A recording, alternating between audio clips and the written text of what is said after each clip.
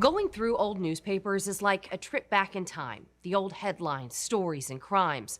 But with time, things can be forgotten, which is why a group of volunteers is going through the newspapers day by day to find the forgotten. On microfilm, in the harsh black and white, stories emerge. Stories of local crimes and missing people. And though ink can fade, one cold case advocate wants to make sure the memories of these cases don't.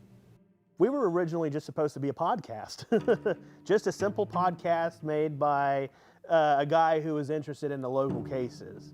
And it turned into something a lot bigger than that. Jason Futch with Swanee Valley Unsolved says as he researched and created a podcast about local unsolved murders, it ignited a passion in him. And when the University of Florida converted decades worth of microfilm of the Lake City Reporter newspaper into online editions, he had an idea.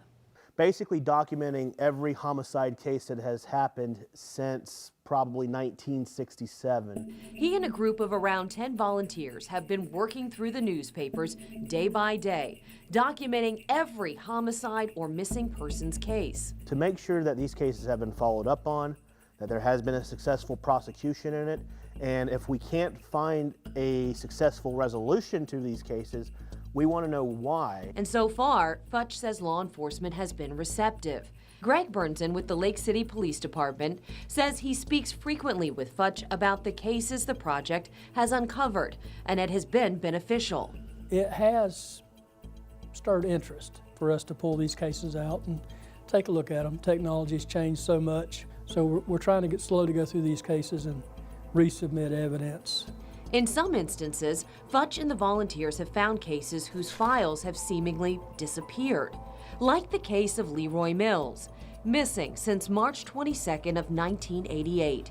He was last seen leaving his home in Lake City. 2 days later, his wallet was found in a dumpster behind a saloon on US 441.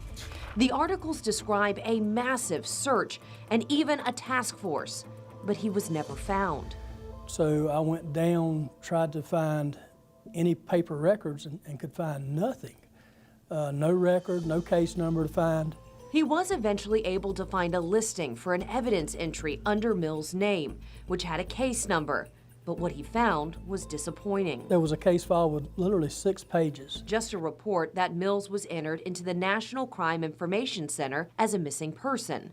And an odd note. And then there was a sticky note attached to one of those pages where he was removed per FDLE, Florida Department of Law Enforcement, during an audit.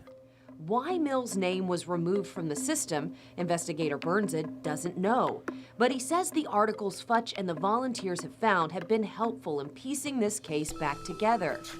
The articles contain the names of the original investigators, giving him leads to track down the missing case file and hopefully reopen this case. We just have to run down that one investigator that still has the case file so we can move forward.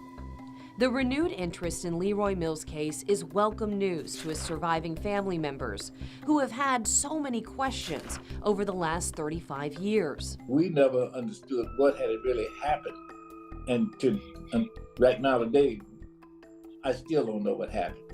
They say Leroy was a kind man who loved spending time with his family, and they just want to know what happened. And I will never understand why this happened to him. The world needs more people like Leroy was. Burns had said he is interested in reinvestigating the case and is grateful for the work Futch and the project's volunteers are doing. It's gonna help, and I'm glad he's doing this.